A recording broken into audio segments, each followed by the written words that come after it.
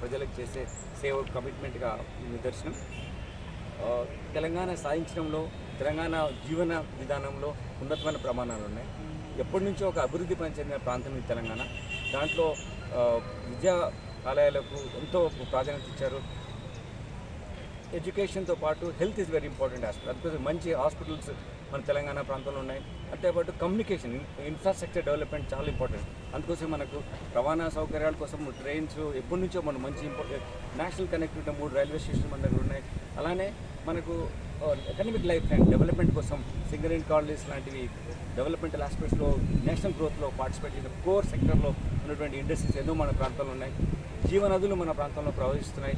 దీని అన్నిటికీ అభివృద్ధి చెందే రాష్ట్రంగా అన్ని అర్హతలు మనకున్నాయి. అందుకోసం యంగెస్ట్ స్టేట్ అయినా సరే మన దేశంలో ఉన్నతమైనటువంటి ప్రమాణాలు కలిగిన స్టాండర్డ్స్ ఆఫ్ లైఫ్ స్టైల్ కానీ లివింగ్ కానీ మనకున్నాయి.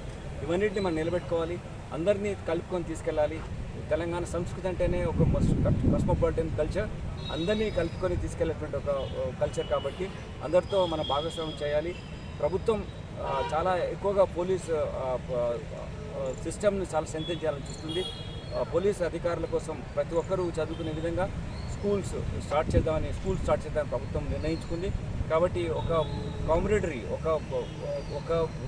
ఒక టుగెదర్నెస్, ఒక సాలిడారిటీ అమంగ్ పోలీస్ ఫోర్స్ ఉండే విధంగా ఇది ఒక చాలా ముందుకు తీసుకెళ్తుంది.